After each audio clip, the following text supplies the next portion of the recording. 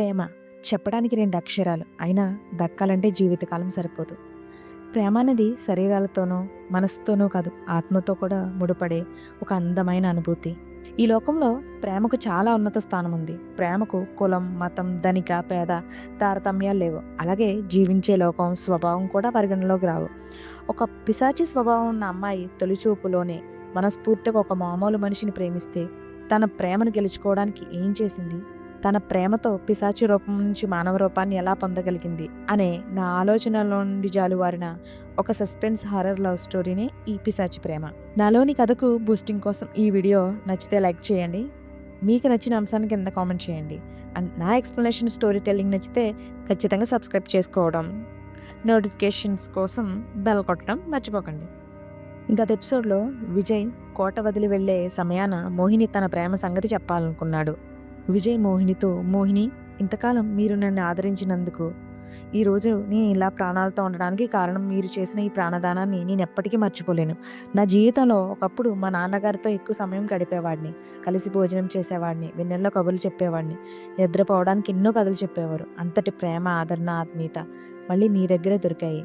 మా నాన్నగారు నా చిన్న వయసులోనే చనిపోయారు, కాదు చంపబడ్డారు. ఆయన చంపిన వారిని వెతికి చంపడమే నా జీవిత ధ్యేయంగా పెట్టుకున్న నేను మీ దగ్గర మా నాన్నగారి ప్రేమను పొందగలిగాను అని తన ప్రేమను చెప్పేలోపే మోహిని దాన్ని గమనించి విజయ్తో, విజయ్, కాలం చాలా చెడ్డది. జీవితంలో ఎందరినో కలుస్తామో వెళ్ళిపోతాము. మీ జీవితంలో నా పాత్ర కూడా కొంతకాలమే. నాకు ఒక సహాయం చేస్తావా విజయ్? విజయ్ ఏంటి అని అడుగుతాడు. మళ్ళీ నీవు ఈ చుట్టుపక్కలకి ఎప్పుడు రావడం, నన్ను కలవడం చేయకు. విజయ్, ఎందుకు? ఎవరూ లేని ఈ నిర్జీవమైన ప్రదేశంలో నిన్ను ఒంటరిగా వదిలి వెళ్ళిన నీ కుటుంబ సభ్యులు, గతం నాకేం తెలియడం లేదు. ఇంత ప్రేమమూర్తివి, కరుణ కలిగిన నీవు ఇక్కడ ఉండడం భావ్యం కాదు మోహిని. నాతో వచ్చి నీ సమస్య ఏంటో చెప్పు, నాకు తెలియడం లేదు అని అడుగుతాడు. మోహిని మాత్రం విజయ్ని ఓరడించడానికి, నా కుటుంబ సభ్యులు తీర్థయాత్రలకు వెళ్లారు, ఇంకో 2 రోజుల్లో వస్తారు. మీరు నా గురించి దిగులు పడవద్దు. ఇకపై మీరు మళ్ళీ కలవడం ఇదే చివరిసారి కావాలి అని కఠినంగా మాట్లాడి వెళ్ళిపోతుంది. విజయ్కి మాత్రం పైకి ఆమె కఠినంగా మాట్లాడిన ఆమె మాటల్లో వేదన, కళ్ళల్లో ప్రేమ స్పష్టంగా కనిపిస్తాయి. ఆమెతో వాదించకుండా ముందు ఆ రక్త పిశాచిని అంతం చేయాలి. ఒకవేళ ఆ రక్త పిశాచి చేతిలో మరణిస్తే మోహినికి లేనిపోని ఆశలు కల్పించిన వాడిని అవుతాను. నా తండ్రిని చంపిన రక్త పిశాచిని అంతమొందించి నా మోహిని కుటుంబ సభ్యులను ఒప్పించి ఆమెను వివాహం చేసుకుందాం అని మనసులో అనుకుంటూ, మోహిని, నా వల్ల నీకేదైనా బాధ కలిగి ఉంటే నన్ను క్షమించు అంటూ ఆమె వెనక్కి తిరిగి ఉంటుంది. ఆమెను ముట్టుకోబోయి ఆగిపోయి తన చేతికి ఉన్న ఉంగరాన్ని ఆమెకు చూపిస్తూ, మోహిని, ఇది నా గుర్తుగా నీకిస్తున్నాను. ఇది నా మనస్సు, దీన్ని నీ వద్దే వదిలి వెళ్తున్నాను అని మనసులో అనుకుంటూ అక్కడి నుండి వెళ్ళిపోతాడు. విజయ్ వెళ్ళిన వెంటనే ఒక ప్రేతాత్మ మోహిని వద్దకు వచ్చి, మోహిని, రక్తాన్ని తాగే నీవు ప్రేమను పొందాలనుకోవడం అవివేకం. అతన్ని చంపి అతని రక్తం తాగి ఉంటే నీవు మరికొంతకాలం జీవితాన్ని సాగించగలిగేదానివి. మానవ రక్తాన్ని తాగి చాలా కాలమైంది నీవు. కానీ నీవు నీ గతాన్ని తలుచుకొని బాధపడుతూ మనుషుల రక్తం తాగకుండా శపథం చేసుకొని నిన్ను నువ్వే బలి తీసుకుంటున్నావు. క్రూర జంతువుల రక్తాన్ని మాత్రమే తాగి బ్రతికేదానివి. కానీ అది కూడా జీవహింసని, సాధుజీవిలా ఉండడం వల్ల నీ శక్తి సన్నగిల్లి బలహీన పడిపోతుంది. దానికి మోహిని లేదు. సృష్టిలో బ్రతికే హక్కు అందరికీ ఉంటుంది. దానికి కాదని అందరినీ చంపే ఈ పిశాచి జీవితం ఇంకెంతకాలం జీవించాలి? మనిషికి మరణం కూడా ప్రశాంతతని ఇస్తుంది. అలాంటిది ఈ జీవితానికి మరణాన్ని కూడా దూరం చేసిన బేతాళుడిని అంతం చేయడానికనే ఈ జీవితాన్ని జీవిస్తున్నాను. ఇదిలా ఉండగా మోహినిని తన వశం చేసుకోవడానికి, తన శక్తులు పెంచుకోవడానికి ధ్యానంలో ఉన్నాడు. అక్కడికి ఒక గుడ్లగోప వచ్చి కూర్చుంది. బేతాళుడు ధ్యానం ముగిసిన తర్వాత ఆ గుడ్లగోప ఒక అమ్మాయిలా మారిపోతుంది. తన క్షుద్ర శక్తితో తయారు చేసిన ఒక ప్రేత పిశాచి ఆ అమ్మాయి మాయ. తనకు నచ్చిన ఏ రూపానైనా మారుస్తూ మనుషులను లోబరుచుకొని చంపి వాటి నెత్తురు తాగి జీవిస్తుంది. మాయ బేతాళుడితో, గురుదేవా, బేతాళ, మీరు ధ్యానంలో ఉన్న సమయంలో మోహినికి నన్ను కాపలాగా ఉండమన్నారు. నేను మీ ఆజ్ఞను శిరసా వహించి ఉండగా కొన్ని రోజుల క్రితం ఒక యువయోధుడు గాయాలతో అడవి అంచున పడి ఉన్నాడు. మోహిని రాత్రి సమయంలో వెన్నెల్లో తిరుగుతూ అతడి వెంట నుండి వస్తున్న రక్తాన్ని పిశాచిలా మారకపోగా అతన్ని ఆమె అంతఃపురానికి తీసుకెళ్లి సపరీళ్లు చేసింది. ఏమైందో ఏమో కానీ అతడు విచారంగా మోహిని నిలయం నుండి వెళ్ళిపోయాడు అని చెప్తూ పూర్తి చేసింది. బేతాళుడు జరిగినదంతా విని, అసుర రాజ్యానికి చక్రవర్తిని నేను, అలాంటిది ఒక మానవ కాంతని వలిచి ఆమెను సొంతం చేసుకోవాలని చూస్తే మోహిని ప్రియుడైన సామ్రాట్ నా దారికి అడ్డం వచ్చాడు. మాసుర సైన్యానికి అడ్డు వస్తే ఎంతటి దేవాది దేవతలైనా ముచ్చెమటలు పట్టాల్సిందే. అలాంటిది ఒక అల్ప మానవుడు మోహినిని సొంతం చేసుకుంటే ఊరుకుంటానా? మోహినిని తప్ప తన కుటుంబంలో ఉన్న అందరినీ చంపి తనని రక్తపిశాచిగా మార్చి ఈ అడవి, ఈ కోట దాటకుండా బంధించినా తనలో మానవత్వం తగ్గడం లేదు. తను నా వశం అవ్వడం లేదు అంటూ పళ్ళు నూరుతాడు బేతాళుడు. దానికి మాయ, మీ శక్తితో దేన్నైనా సాధించగలిగే మీరు ఎందుకు తనని వశం చేసుకోలేరు? ఒకవేళ తనకి తన కుటుంబ సభ్యులు, తన ప్రియుడు గుర్తొచ్చి ఉంటారు. దానివల్ల ఆమె మీ శక్తిని కాక మీ రాక్షసత్వాన్ని గుర్తు చేసుకుని ఉంటుంది అని అంటుంది. దానికి ఆస్కారమే లేదు మాయా. తనకి తన గతం గుర్తు రాకుండా చేశాను. తనకు నేను మాత్రమే గుర్తుండాలి. తన ఆలోచనల్లో, రూపురేఖల్లో నా రూపమే కనిపించాలి. తనకి నా ప్రేమను పంచాలనుకున్నా, కానీ ఆ ప్రేమ వేరొకటి దగ్గరగా వెళ్ళడం చూడలేక తనని జీవితాంతం నా పడక బానిసగా మార్చుకుని నా కోరికని, తాపాన్ని చల్లార్చుకోవాలనుకున్నాను. కానీ నేను చేసిన చిన్న తప్పు వల్ల మోహిని నాకంటే శక్తివంతురాలైంది. అందుకే ఇన్ని సంవత్సరాలైనా తనని నేను దక్కించుకోలేకపోతున్నాను. మాయ అతని మాటలకు అడ్డుగా, మీరు తన జ్ఞాపకాలను తీసుకున్నా, తనని రక్తపిశాచిగా మార్చినా ఆమె ఎందుకని అలా ఉండలేకపోతుంది?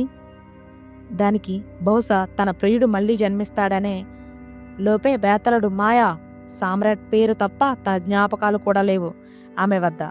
అయినా అతడి ఆత్మను బంధించి ఒక దీవిలో ఉంచాను.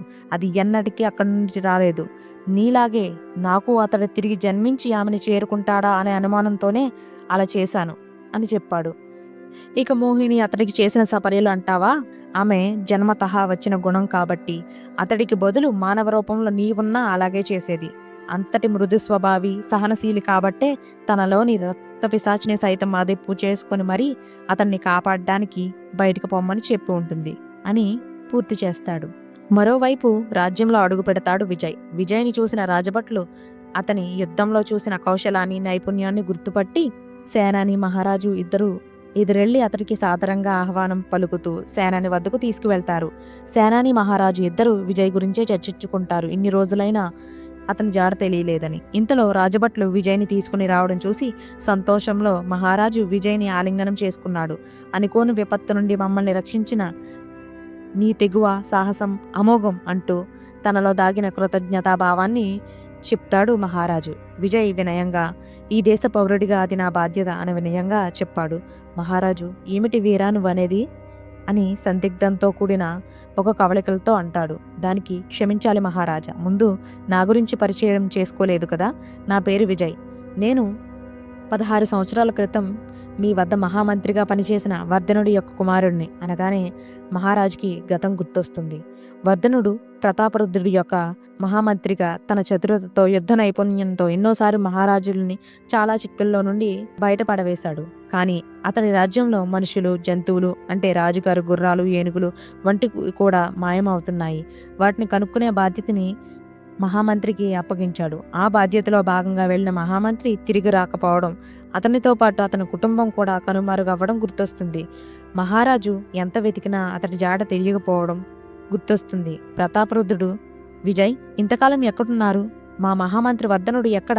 అతడి మేధస్సు, వీరత్వం ఉండి మీ నాన్నగారు ఎందుకు ఇంతకాలం మీ జాడ తెలియనివ్వలేదు? మనసులో మెదిలే ఎన్నో ప్రశ్నలతో చూస్తాడు విజయ్ని. మా నాన్నగారు మీరిచ్చిన పని భారంగా కాదు, బాధ్యతగా పెట్టి వెతికారు. కానీ అప్పుడు చిన్నపిల్లవాడిని కావడం వల్ల నాకు తెలియలేదు మహారాజా. కానీ ఆయన్ని ఒక రక్తపిశాచి దాడి చేసి చంపేసింది. మా మీద దాడిని ఆపి మమ్మల్ని కాపాడి మా తండ్రి గారు మరణించారు. కానీ ఆ దాడి తర్వాత మా అమ్మ నన్ను తీసుకుని దూరంగా సమీకముని ఆశ్రమంలో పెంచింది. కానీ నా తండ్రిని చంపిన ఆ రక్తపిశాచిని చంపాలనే కోరికతో పెరిగి పెద్దవాడిని అయ్యాను. అన్ని విద్యలు నేర్చుకుని వచ్చాను. ఇకపై ఆ రాక్షసిని వెతికి చంపడమే నా జీవిత లక్ష్యం. దానిలో భాగంగానే మన రాజ్యానికి తిరిగి వచ్చాను అనగానే మహారాజు విజయ్తో, మీ కుటుంబానికి ఆ పరిస్థితి రావడానికి ఒక రకంగా నేను కూడా ఒక కారణం. నీ తండ్రిలాగా నీవు వీరుడివని, నీ యుద్ధ నైపుణ్యం ఒంటి చేత్తో శత్రువుల్ని ఓచకొత్త కోసే విధానమే చెబుతుంది బాబు. ఆ రోజు మహామంత్రికి ఏం జరిగిందో, ఒంటరిగా ఎందుకు అంత ప్రమాదమని తెలిసి వెళ్లారో తెలుసుకుందాం. నీవు ప్రస్తుతానికి విశ్రాంతి తీసుకో అనబోయి, నీవు ఆరోగ్యంగానే ఉన్నావా? ఆ రోజు యుద్ధం తర్వాత ఏమైంది అని అడగగా, నేను ఆ యుద్ధంలో ఆ గాయాలపై, గుర్రంపై స్పృహ తప్పి పడ్డాను మహారాజా. అది ఎక్కడో విడిచిపెట్టింది. ఒక మానవత్వం కలిగిన యువతి నన్ను ఆ దీనస్థితి నుండి తేరుకునే వరకు సహాయం చేసి ప్రతిఫలాన్ని కూడా ఆశించలేదు ఆ కోమలాంగి అనగానే మహారాజు విజయ మొహంలో ఆమె గురించి చెబుతూ అతని కళ్ళలో కనిపించిన వెలుగును గుర్తించాడు. సేనాని ఇద్దరినీ తేరపారా చూస్తూ ఇద్దరి భావాల్ని గమనించాడు. విజయ్కి వసతి గృహాన్ని ఏర్పాటు చేశారు. ఇక్కడ మోహిని విజయ్ జ్ఞాపకాలతో సతమతమవుతుంది. విజయ్ తన చేయి పట్టి లాగిన ఆ క్షణాన్ని, ఆమె గుండెల్లో రేగిన అలజడిని, విజయ్కి ఆమె మీద ఉన్న ప్రేమ అతని కళ్ళల్లో కనిపించి విజయ్ గుర్తుగా ఇచ్చిన ఉంగరాన్ని చూస్తూ ఉంటుంది మోహిని. విజయ్ ప్రతాపరుద్రుడు రక్తపిశాచు కోసం వేస్తున్న వ్యూహం ఏంటి? విజయ్ మోహినిని మళ్ళీ కలుస్తాడా? బేతాళుడు మోహిని ప్రియుడు సామ్రాట్ ఆత్మని బంధించిన విషయం తెలిస్తే ఆమె పరిస్థితి ఏంటి? సో ఈ ఎపిసోడ్ ఎలా అనిపించిందో మీరు కింద కామెంట్ చేయండి. Thank you for watching.